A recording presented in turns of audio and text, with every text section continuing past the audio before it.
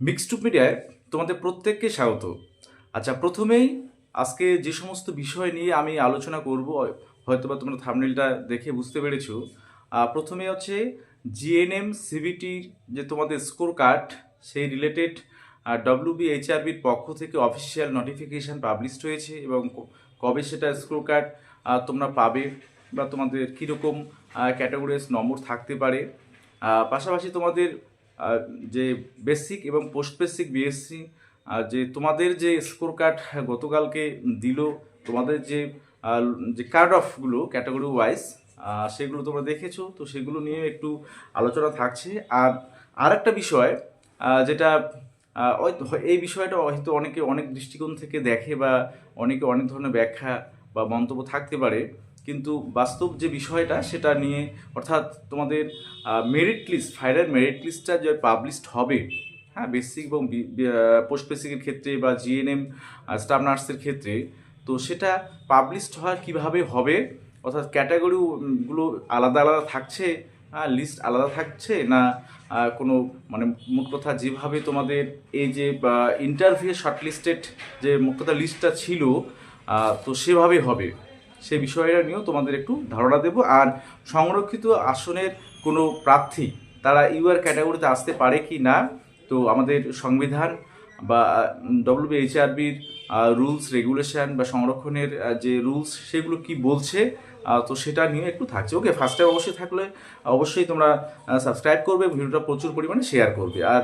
দেখো, প্রথমে যে বিষয়টা বলি, যে তোমাদের জিএনএম সিবিটি তোমরা যারা শর্টলিস্টেড হয়েছো এবং কত নম্বর পেয়ে তোমরা শর্টলিস্টেড হয়েছো, তো সেটা কিন্তু তোমরা জানতে পারবে 16 তারিখ আগামী, অর্থাৎ ডব্লিউবিএইচআরবির অফিসিয়াল যে নোটিশ পাবলিশ করেছে তাতে স্পষ্ট তারা বলেছে যে জিএনএম সিবিটি মেল ফিমেল যারা শর্টলিস্টে মোট সিবিটি যারা দিয়েছে তাদের স্কোর কার্ড, হ্যাঁ, আগামী 16ই ফেব্রুয়ারি সেটা দেওয়া হচ্ছে, অর্থাৎ তোমরা অফিসিয়াল ওয়েবসাইটে ভিজিট করে পাবে।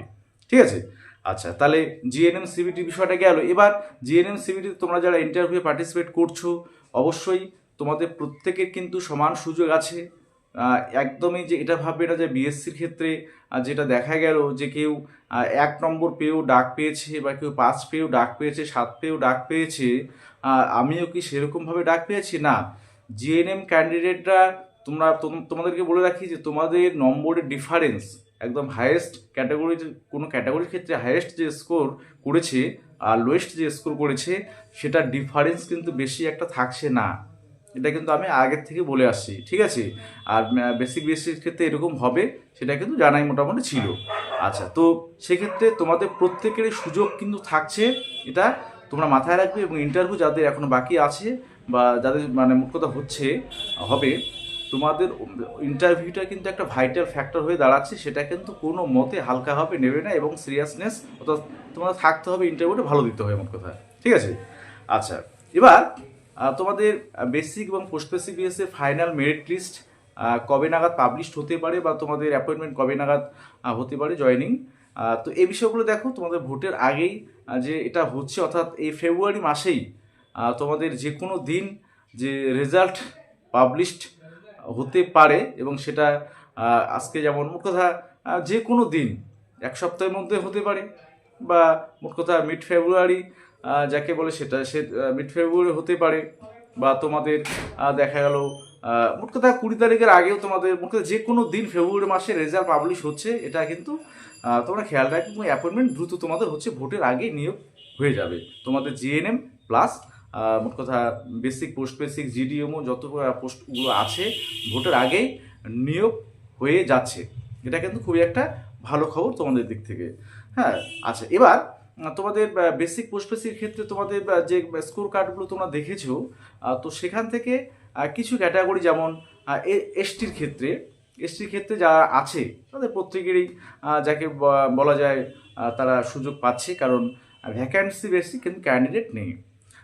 এসসির ক্ষেত্রে তোমাদের হচ্ছে কিছু মানে ভ্যাকান্সির তুলনায় ক্যান্ডিডেট সংখ্যাটা কিছুটা বেশি, তো সেক্ষেত্রে তোমাদের কিন্তু কিছুজন বাদ যাবে। ঠিক আছে? তো সেগুলো তোমরা যাবে যে মোট কথা তোমাদের ভ্যাকান্সি যতগুলো ঠিক ততগুলোই ক্যান্ডিডেট কিন্তু চাকরি পাচ্ছে। আর মোট কথা বাকিগুলো ওয়েটিং হিসেবে থাকবে। যদি কেউ জয়েন না করে সেক্ষেত্রে তারা ওয়েটিং থেকে নেবে। এবং সেটা জানো যে নার্সিংয়ের ক্ষেত্রে বা এবারে যেমন এসএলএসটির ক্ষেত্রে যে পদ্ধতিটা নেওয়া হয়েছে, কাউন্সিল মোট কথা লিস্টটা, ফাইনাল মেরিট লিস্টটা যেভাবে তৈরি করা হয়েছে, সেখানে কিন্তু একটা বিতর্কে দানা বেঁধেছে। এবং সেটা নিয়েও তোমাদের আমি বলছি যে তোমাদের ক্ষেত্রে কীরকম হতে পারে। আচ্ছা, প্রথম কথা যে কোনো সংরক্ষিত ক্যাটাগরির প্রার্থী তারা কি ইউআরএ আসতে পারে যদি তারা ইউআরএর কাট অফ ক্লিয়ার করে? তো মোট কথা সংরক্ষণের যেটা নীতি বা সুপ্রিম কোর্টের যেটা অবজারভেশন কিছুদিন আগেকার, সেখানে কিন্তু একটা বিষয় ওনারা বলেছেন বা সংরক্ষণে এতদিন থেকে যেটা হয়ে আসছে সেটা হচ্ছে কোনো ক্যান্ডিডেট যদি সে ওবিসি বি হয় বা ওবিসি এ হয় বা এসসি এসটি হয় বা ইডাব্লিউএস ক্যাটাগরি প্রার্থী হয়, তারা মোট কথা জেনারেলের কার্ড অফ বা ইউআর কার্ড অফ ক্লিয়ার করলে তারা কিন্তু ইউআর ক্যাটাগরিতে চলে যায়। ঠিক আছে, এবার হচ্ছে যেমন এসএলএসটি, আমি জাস্ট একটা এক্সাম্পল দিচ্ছি, তোমরা একটু দেখে নেবে, জাস্ট বিষয়টা ভেরিফাই করে নেবে, কারণ এই বিষয়টা অনেকে অনেকভাবে নিয়ে নেয়। তো আমি যেটা মোট কথা বাস্তব বা সত্যি সেই বিষয়টাই বলি। তোমরা দেখবে এবারে যেমন এসএলএসটি 2-তে 11 অ্যান্ড 12 ক্লাসের জন্য যে টিচার যে মেরিট লিস্ট পাবলিশ হয়েছে, সেখানে দেখবে যে একটা র্যাঙ্ক দিয়েছে। অর্থাৎ তুমি সাপোজ ওবিসি বি, এবার তুমি জেনারেলে কাট অফ ক্লিয়ার করেছো, তাহলে তুমি ইউআরের যে মেরিট লিস্ট, সেই ইউআর মেরিট লিস্টে ঢুকে যাচ্ছ, তোমার নাম কিন্তু আর ওবিসি বিতে থাকছে না, ওবিসি বি এর যে মেরিট লিস্ট সেখানে থাকছে না। তো এই বিষয়টা কিন্তু একটা বিতর্কে দানা বেঁধেছে। মানে সংবিধানের যে রুলস রেগুলেশন যেগুলো হয়, যে মোট কথা র্যাঙ্কটা মাল্টি র্যাঙ্ক, অর্থাৎ তোমরা যখন চান্স পেয়েছো, অর্থাৎ জিএনএম বা বিএসসির ক্ষেত্রে তোমরা যেটা যখন এন্ট্রান্স দিয়ে চান্স পেয়েছো, তোমাদের কিন্তু দুটো করে র্যাঙ্ক ছিল, একটা মোট কথা জেনারেল মেরিট র্যাঙ্ক আর একটা ক্যাটাগরিতে র্যাঙ্ক। এবার জেনারেল মেরিট র্যাঙ্কে তোমরা যদি পেয়ে যাও তাহলে ইউআর হিসেবে পেয়ে গেলে, আর না হলে তোমাদের কিন্তু ক্যাটাগরি মোট কথা যে তোমার র্যাঙ্ক আছে সেই ক্যাটাগরি র্যাঙ্ক অনুযায়ী পাবে। ঠিক আছে, এরকম যে একটা নিয়ম থাকে। তো এসএলএসটি 2 এর ক্ষেত্রে যেটা মোট কথা তারা মাল্টি র্যাঙ্ক দেয়নি, অর্থাৎ একজন সংরক্ষিত আসনের বা সংরক্ষিত ক্যাটাগরির যে মোট কথা প্রার্থী, তার ইউআরএ যদি কাট অফ ক্লিয়ার করে ইউআরএ একটা র্যাঙ্ক পায় এবং ক্যাটাগরিতে সে একটা র্যাঙ্ক পায়। এবার যেমন এদের ক্ষেত্রে স্কুল চুজ করার ক্ষেত্রে দেখা গেল ইউআরএ শেষের দিকে যদি থাকে তার র্যাঙ্ক, সে হয়তো কাছাকাছি স্কুল নাও পেতে পারে, কিন্তু সংরক্ষিত মোট কথা তার ক্যাটাগরিতে তার র্যাঙ্ক অনুযায়ী সে বাড়ির পাশে স্কুল পাবে। তো সেক্ষেত্রে সে কিন্তু ক্যাটাগরির যে মোট কথা সংরক্ষণের সুবিধা থেকে বঞ্চিত হচ্ছে। তো এই বিষয়টা নিয়ে একটা বিতর্কে দানা বেঁধেছে।